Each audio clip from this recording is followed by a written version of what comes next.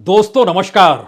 लोकतंत्र खतरे में है या नहीं है, यह लोकतंत्र के मंदिर में ही तय होना चाहिए।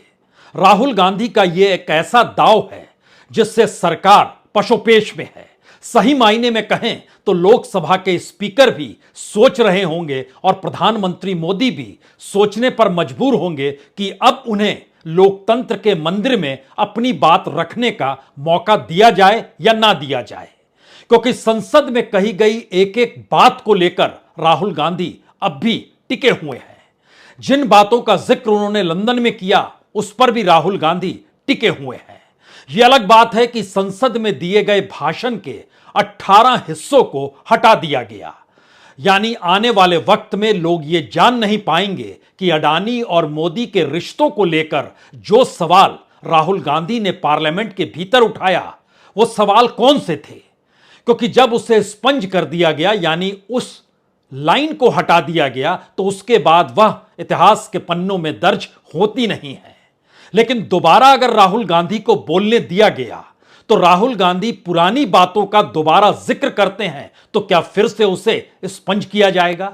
या जिन बातों का जिक्र लंदन में किया गया है अगर उन्हीं बातों को वह संसद के भीतर दोहराते हैं तो सवाल होगा क्या उसे स्पंज किया जाएगा या उस पर सहमति होगी या उस पर चर्चा की शुरुआत होगी। सरकार फंस चुकी है। सही मायने में कहें तो यह एक ऐसा दांव है जिसमें उन बातों पर अगर गौर करें जिसका जिक्र आज चंद मिनटों की प्रेस कॉन्फ्रेंस में राहुल गांधी ने यह कहकर किया कि मैं दरअसल संसद सदस्य हूं और 4 मंत्रियों ने मेरे ऊपर आरोप लगाए हैं, तो बतौर पार्लियामेंट्री मुझे पहला जवाब तो पार्लियामेंट के भीतर ही देना चाहिए और मुझे लगता है कि मुझे जवाब देने नहीं दिया जाएगा, लेकिन फिर भी कोशिश तो करनी चाहिए। और इसीलिए मैं आज स्पीकर से मिला और लोकसभा अध्यक्ष मुस्कुराते रहे, उन्होंने कोई जवाब नहीं दिया। तो कल तक इंतजार करना चाहिए और कल तक इंतजार हम लोग करते हैं। उसके बाद जानकारी देंगे कि दरअसल हमने जो लंदन में कहा और पार्लियामेंट के भीतर जो इससे पहले कहा था उसको लेकर अब वो क्या सोचते हैं। यानी एक ऐसी परिस्थिति है जिन पन्नों को अगर खोला जाए तो पहला सवाल जो आज राहुल गांधी ने चंद मिनटों की प्रेस कॉन्फ्रेंस में उठा दिया वो शायद भारत की राजनीति का सबसे घातक सवाल है या राजनीतिक तौर पर सबसे तीखा हथियार है। अडानी और मोदी के रिश्ते क्या हैं? यह एक ऐसा सवाल है जिसका जवाब देने से बीजेपी बचेगी या खुले तौर पर इस देश ने अडानी और मोदी को जो अलग अलग जगहों पर देखा और अडानी के नेटवर्थ को बढ़ते हुए देखा और दुनिया भर में जब यह रिपोर्ट आ गई कि कैसे शेयर बाजार के भीतर घोटाला और घपला हो गया तो भी सरकार ने कहीं भी उफ नहीं की और किसी जांच की दिशा में वह बढ़ नहीं पाई और जेपीसी की मांग होती रही लेकिन सरकार खामोश रही। तो ध्यान दीजिए 51 दिन हो चले हैं लेकिन प्रधानमंत्री ने कुछ भी नहीं कहा, जबकि खुले तौर पर कई मौकों पर वो कह चुके हैं कि भ्रष्टाचार नहीं होता है, हम लोग जीरो टॉलरेंस में रहते हैं, ना किसी को खाऊंगा ना खाने दूंगा का जिक्र कई रैलियों में किया गया है। तो वो कौन सी स्थिति है जिसमें राहुल गांधी को अब पार्लियामेंट में अगर बोलने दिया जाता है तो जाहिर है वो लाइव होगा, उसे देश के तमाम न्यूज चैनल काटेंगे यानी दिखाएंगे और दिखाते वक्त राहुल गांधी जिन बातों का जिक्र कर रहे होंगे वो दोबारा देश के सामने जाएगा। बीजेपी उसका विरोध करेगी ठीक उसी तरीके से जैसे आज राहुल गांधी के प्रेस कॉन्फ्रेंस के 40 मिनट के भीतर ही बीजेपी की प्रेस कॉन्फ्रेंस हो गई और उसमें रविशंकर प्रसाद सामने आए, बीजेपी के सांसद हैं और उन्होंने जिन बातों का जिक्र किया वो 3 बातें थी। पहली बात यह कि प्रधानमंत्री इतने लोकप्रिय हैं तो फिर इस तरीके के आरोप का क्या मतलब है। दूसरी बात जो उन्होंने अमेरिका और यूरोप से कहा कि भारत में वो हस्तक्षेप करें, क्या ये भारत को लेकर और भारत के लोकतांत्रिक परिस्थितियों को लेकर हमला नहीं है। और तीसरी ये कि कांग्रेस के दौर में जो कुछ जिस तरीके से होता रहा अब वो नहीं हो रहा है तो शायद इससे सिमटती हुई कांग्रेस को कहीं कोई बूटी नहीं मिल पा रही है कि वो दोबारा जीवित हो पाए। लेकिन ध्यान दीजिए अडानी से मोदी के रिश्ते क्या हैं, यानी देश के प्रधानमंत्री के रिश्ते क्या हैं, यह ना रिश्ते और रिश्ते के बीच की कड़ी दरअसल 2013 से उस चार्टेड प्लेन से शुरू होती है, जिसमें प्रधानमंत्री मोदी प्रधानमंत्री बनने से पहले सफर कर रहे थे। और 2019 के बाद से जिस रफ्तार से नेटवर्थ अडानी ग्रुप का बढ़ा, जब भारत की जीडीपी नीचे जा रही थी कोर सेक्टर से लेकर मैन्युफैक्चरिंग सेक्टर तक में, तब यह सवाल आगे बढ़ता चला गया, यह कौन सी इकोनॉमी है जिसमें कॉरपोरेट को लाभालाभ होता चला जाए। तो क्या वाकई इन सारी परिस्थितियों को पार्लियामेंट के भीतर बोलने की इजाजत दी जाएगी, या फिर बोलने दिया जाएगा और उसके बाद फिर से स्पंज कर दिया जाएगा? और जब स्पंज कर दिया जाएगा तो फिर से यह सवाल उठेगा कि पार्लियामेंट के भीतर ही जब लोकतंत्र है नहीं और बातों को मिटा दिया जाता है, हटा दिया जाता है, दस्तावेजों से गायब कर दिया जाता है, तो यह कौन सा लोकतंत्र है? दरअसल आज चंद मिनटों की प्रेस कॉन्फ्रेंस, लंदन का वक्तव्य और उससे पहले पार्लियामेंट में दिया गया भाषण, और इस दौर में बीजेपी का सीधे हमला राहुल गांधी पर, इस दौर में बीजेपी के 4 बड़े मंत्रियों का हमला सीधे तौर पर राहुल गांधी पर, और राहुल गांधी को लेकर 4-6 प्रेस कॉन्फ्रेंस का जिक्र। इसको जरा सिलसिलेवार तरीके से समझिए तो राहुल गांधी ने पार्लियामेंट में जब भाषण दिया तो उस वक्त कई सांसद एक साथ निकल कर आए, खुलकर कहा। उसमें रविशंकर प्रसाद प्रेस कॉन्फ्रेंस कर रहे थे तो निशिकांत दुबे यह नोटिस दे रहे थे। निशिकांत दुबे दरअसल उस जगह से चुने जाते हैं जिस जगह पर अडानी का पावर प्लांट भी है, यह गोड्डा का इलाका है, और वहां के पावर प्लांट को लेकर बांग्लादेश में बिजली भेजनी है। उस बिजली को लेकर बांग्लादेश ने आपत्ति की, और राहुल गांधी ने आज उसी बात का जिक्र किया कि यह कैसी व्यवस्था है जिसमें बांग्लादेश हो, श्रीलंका हो, ऑस्ट्रेलिया हो, उसमें प्रधानमंत्री की मौजूदगी अडानी के साथ समझौते में क्यों नजर आती है। लेकिन बहरहाल पहले सांसदों का जिक्र। निशिकांत दुबे, रविशंकर प्रसाद, 2 मंत्री भी खुलकर सामने आए, स्मृति ईरानी और किरण रिजिजू। उसके बाद जब उन्होंने कैम्ब्रिज में जिन बातों का जिक्र किया या लंदन प्रवास के दौरान जिन बातों का जिक्र किया, उसमें 4 मंत्रियों का जिक्र है। उसमें Rajnath Singh defence minister, Piyush Goyal commerce minister, Kiren Rijiju कानून मंत्री देश के, प्रहलाद जोशी संसदीय मंत्री। इन्होंने पार्लियामेंट के भीतर आवाज उठाई। जो राहुल गांधी ने कहा वह गलत है और उन्हें माफी मांगनी चाहिए। राहुल गांधी ने कहा जब आपने सदन में कह दिया तो मुझे सदन में ही जवाब देने की इजाजत तो होनी चाहिए, क्योंकि मैं पार्लियामेंट्री हूं, 4 बार से चुना गया हूं। तो ऐसे में मेरी इजाजत को खत्म करना यानी लोकतंत्र नहीं है क्या? फिर यह सवाल उलझ गया सरकार के मत्थे। और इसके अलावा कई जगदंबिका पाल होंगे, कई नेता भी निकल कर आए, गिरिराज सिंह होंगे, या फिर स्मृति ईरानी भी मंत्री के तौर पर, उन्होंने भी बाहर आके जिन बातों का जिक्र किया, सब ने कुछ कुछ बातें कही। महत्वपूर्ण यह है कि पार्लियामेंट के भीतर बोलने की इजाजत कल राहुल गांधी को दी जाए या ना दी जाए। देने पर वो सारे पन्ने खुलेंगे। उस पन्ने के खुलने का मतलब बहुत साफ है कि उन बातों का जिक्र हो जो सीधे सीधे प्रधानमंत्री मोदी और गौतम अडानी यानी कॉरपोरेट और सत्ता के बीच का एक ऐसा नेक्सस जो खुली किताब के लिए देश के भीतर हर पन्ने को हर कोई पढ़ रहा है, लेकिन उन बातों को पार्लियामेंट में इसलिए छुपा दिया जा रहा है कि यह कहीं डॉक्यूमेंटेड ना हो जाए, आने वाले वक्त में इस बात का जिक्र ना हो। तो क्या वाकई इससे लोग अनभिज्ञ हो जाएंगे या कल वाकई फिर से बोलने नहीं दिया जाएगा? क्योंकि राहुल गांधी ने अपने तौर पर कहते कहते कहा कि मुझे नहीं लगता मुझे बोलने देंगे, क्योंकि मैं फिर भी होपफुल हूं कि मुझे बोलने दें। और पब्लिक में जब सारी बातें मौजूद है तो फिर डर किस बात का? अगर ऐसी परिस्थिति में कांग्रेस के अध्यक्ष मल्लिकार्जुन खड़गे को भी समझे तो उन्होंने कहा कि दरअसल प्रधानमंत्री ही जब जब विदेश गए हैं तब तब देश के खिलाफ उन्होंने वक्तव्य दिया है, और उन्होंने बकायदा सोशल मीडिया में अपने अकाउंट से और अलग माध्यमों से और प्रेस कॉन्फ्रेंस के जरिए उन तमाम चीजों का जिक्र किया कि प्रधानमंत्री मोदी ने कब कहां क्या देश के खिलाफ बोला।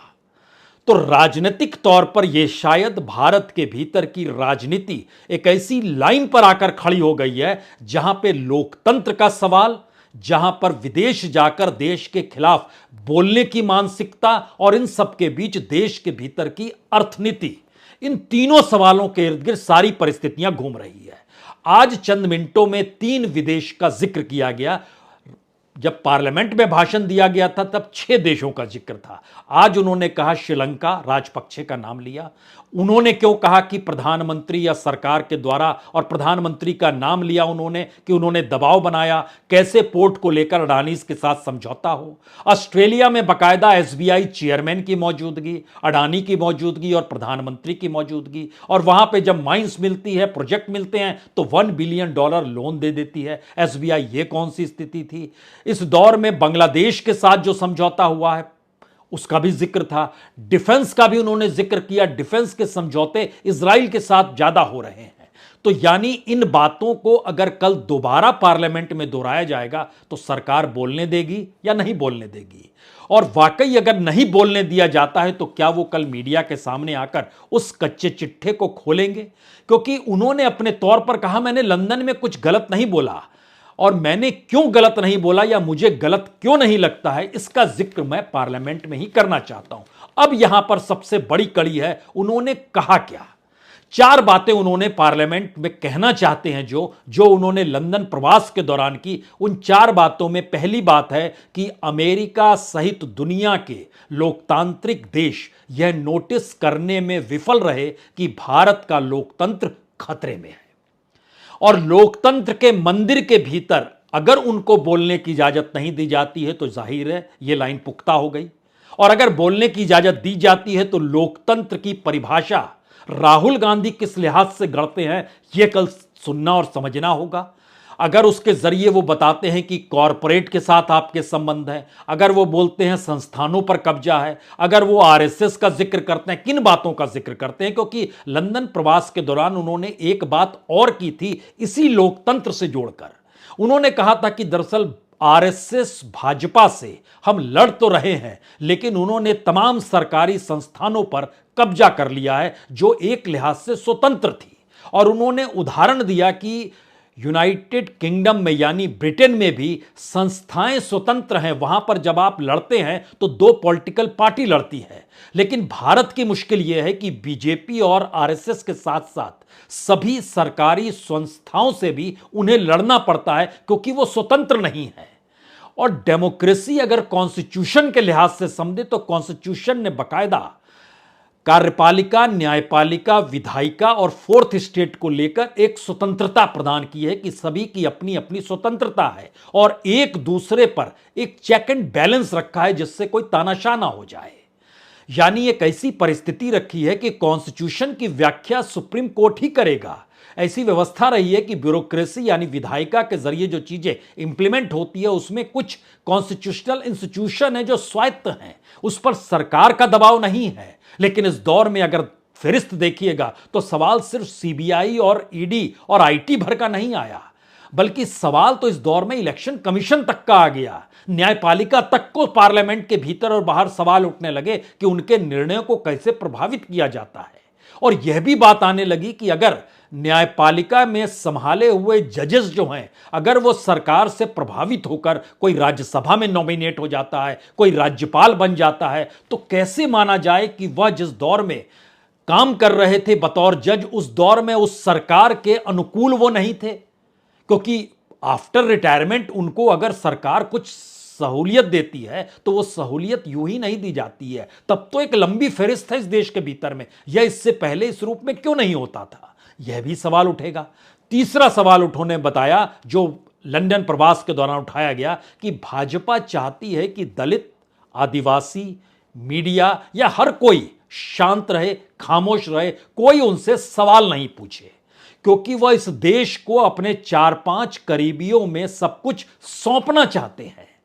फिर से लौटिया इस परिस्थिति में क्या इसका जिक्र कल पार्लियामेंट के भीतर राहुल गांधी दोबारा करेंगे या करने दिया जाएगा, या करने दिया जाएगा तो उसको स्पंज नहीं किया जाएगा, या ये 4-5 करीबियों के अगर डिकोड करेंगे तो उसमें फिर से अडानी का जिक्र होगा। और अडानी और मोदी के रिश्तों को लेकर अगर 18 लाइन इससे पहले स्पंज कर दी गई, हटा दी गई, डॉक्यूमेंटेड ना हो, इस दिशा में काम किया गया पार्लियामेंट के भीतर में, तो क्या दोबारा उसी बात को फिर से सामने लाया जाएगा, यह भी एक सवाल है। और चौथी बात उन्होंने जो कही थी वहां जाकर उन्होंने कहा था कि चीन ने जमीन ली है, इस पर उन्होंने चुप्पी थाम ली। लंदन प्रवास के दौरान राहुल गांधी ने, लेकिन कहा चीन से सतर्क रहने की जरूरत ज्यादा है क्योंकि वह बॉर्डर पर बहुत ज्यादा एक्टिव और एग्रेसिव है। इन बातों का जिक्र किया। आज जब जवाब देने के लिए रविशंकर प्रसाद आए, 30 से 40 मिनट का वक्त लगा होगा। राहुल गांधी की प्रेस कॉन्फ्रेंस खत्म और आधे घंटे के भीतर रविशंकर प्रसाद की शुरू, जो बीजेपी के सांसद हैं, पटना से जीते हुए हैं। उन्होंने कहा कि अमेरिका और यूरोप को आप कह रहे हैं कि आप भारत के लोकतांत्रिक परिस्थिति में हस्तक्षेप कीजिए, कि यहां लोकतंत्र नहीं है। यह तो पूरी तरीके से माफी मांगनी ही होगी इस पर। और जिन बातों का जिक्र हो रहा है उसमें यह राहुल गांधी कह रहे हैं कि भारत का लोकतंत्र खतरे में है। इसको अमेरिका समेत दुनिया के लोकतांत्रिक देश नोटिस करने में विफल क्यों रहे। कई सवाल एक साथ उभर रहे हैं, लेकिन सबसे मुश्किल तत्व यह है कि यह बातों का जिक्र जो है, बातों के जरिए माफी मांगना या नहीं मांगने से तो हल हो जाएगा, लेकिन जैसे ही अडानी और देश के प्रधानमंत्री मोदी के रिश्तों का जिक्र होगा, वैसे ही कलई खुलने लगेगी। और शायद वह कलई ना खुले, इसीलिए इसको डाइवर्ट किया जाता है, या इसको डाइवर्ट किया जा रहा है, जिसका जिक्र आज राहुल गांधी ने भी खुले तौर पर कर दिया। क्योंकि जैसे ही आप अडानी एस्पेक्ट के भीतर आते हैं, वैसे ही आपके जहन में इस देश की संस्थाएं आ जाती हैं। ईडी आ जाता है। ईडी ने क्यों काम नहीं किया है शेल कंपनियों को लेकर, मनी लॉन्ड्रिंग को लेकर उसने इतने सवाल खड़े किए हैं। लेकिन इन सब के बीच एक चीज और ध्यान दीजिए, पहली बार ईडी ने अपने तौर पर अपने बारे में एक पर्चा जारी किया और उस पर्चे के जरिए बताया कि कितने केस उसके पास हैं, कितने एमएलए, एमपी और एमएलसी के केस उसके पास हैं और उसका कन्विक्शन रेट क्या रहा है। तो जब आप मनी लॉन्ड्रिंग और ईडी का जिक्र करते हैं और जैसे ही अडानीज का जिक्र होगा और अडानीज के जरिए हिडेनबर्ग रिसर्च रिपोर्ट का जिक्र होगा, जिसकी दुनिया में धूम मची हुई है, अंतर्राष्ट्रीय तौर पर शेयर इसीलिए और अंतर्राष्ट्रीय तौर पर बैंकों द्वारा पैसा ना लगाने की परिस्थिति अडानी कंपनी में, यह सारी चीज जब उभर कर आई है, तो इसमें सबसे बड़ा सवाल यह है कि यह सीधा आरोप तो सरकार को कटघरे में खड़ा करता है। तो क्या इसको बोलने की इजाजत दी जाएगी संसद के भीतर? राहुल गांधी बोल पाएंगे, नहीं बोल पाएंगे या बोल पाएंगे? नहीं बोलने दिया जाएगा तो डेमोक्रेसी का सवाल है कि आप लोकतंत्र के मंदिर में ही एक पार्लियामेंट्री को बोलने नहीं दे रहे हैं। अगर वो फिर भी बोलते हैं और इजाजत दे दी जाती है, उसके बाद उनकी बातों को स्पंज कर दिया जाता है, फिर वही सवाल उठेगा, आपने स्पंज कर दिया। और अगर दोनों चीजें नहीं होती हैं, यानी बोलने भी दिया जाए और स्पंज ना किया जाए, तो ये डॉक्यूमेंटेड हो जाएगा। और पार्लियामेंट के भीतर के डॉक्यूमेंटेड स्थितियों को आप राजनीतिक तौर पर, सामाजिक तौर पर या हिस्टोरिकली आने वाले वक्त में जैसे गाहे बगाहे बीजेपी आज भी इमरजेंसी का जिक्र कर देती है कि 45, 46, 47 साल पहले देश में इमरजेंसी लगी थी, तो इसमें कांग्रेस को बोलने का हक नहीं है। और देख लीजिए तीन मूर्ति की लाइब्रेरी में जाकर या पार्लियामेंट की लाइब्रेरी में जाकर उस वक्त क्या क्या हुआ था। तो आने वाले वक्त में यह भी बताया जा सकता है कि देखिए किस तरीके से एक कॉरपोरेट मित्र के हक में ना सिर्फ खड़े हुए, बल्कि इस देश की पॉलिसी और गवर्नेंस भी उनके अनुकूल कर दी गई। तो कैसे बोलने की इजाजत दी जाएगी? इस सवाल को लेकर हमें लगता है आज बड़ा महत्वपूर्ण पहले एक हिस्सा छोटा सा समझना चाहिए कि ईडी को क्या जरूरत पड़ी इस दौर में कि वह बताए कि उसके पास कितने केस हैं।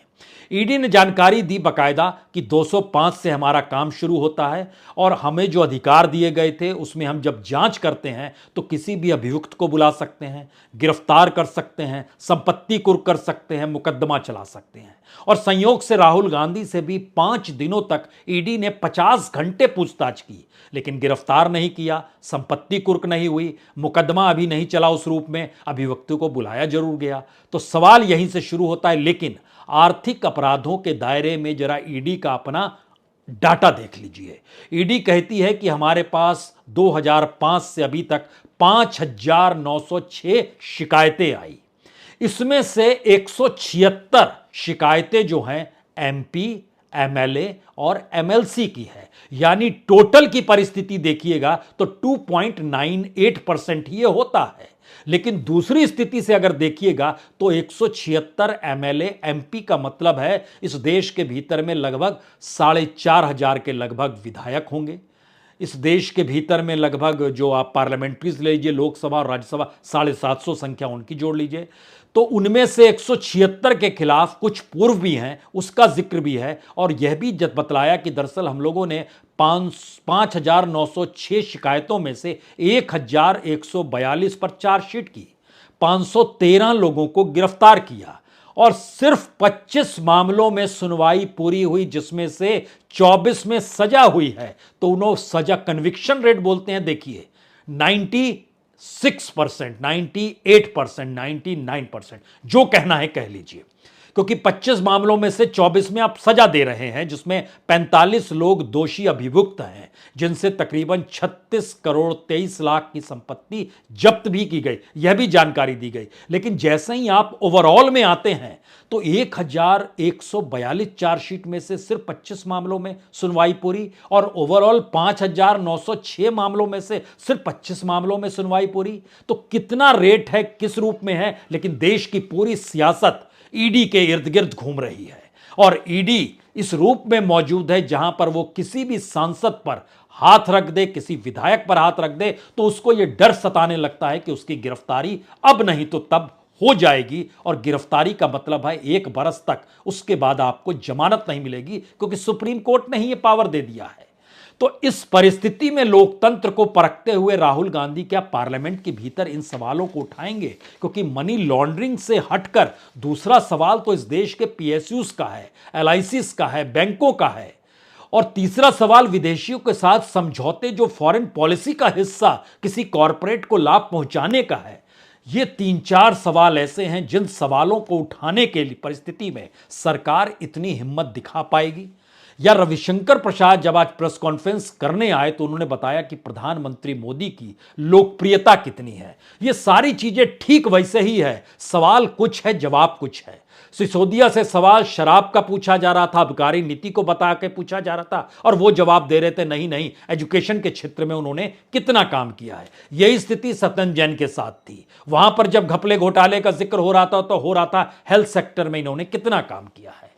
इस परिस्थिति के बीच प्रधानमंत्री को भी क्या उसी फहरिस्त में खड़ा राहुल गांधी करना चाह रहे हैं कि देखिए, सवाल तो अडानी के साथ रिश्तों का है, और आप जांच ही नहीं जब करा रहे हैं तो पूरी गवर्नेंस और गवर्नमेंट अगर एक व्यक्ति के लिए काम कर रही है और उसके रिश्ते आपके साथ चार्टेड प्लेन के भीतर बैठी हुई तस्वीर से पुख्ता हो जाते हैं, तो फिर इस देश का मतलब क्या कॉरपोरेट और सत्ता नहीं बल्कि अडानी का होना है?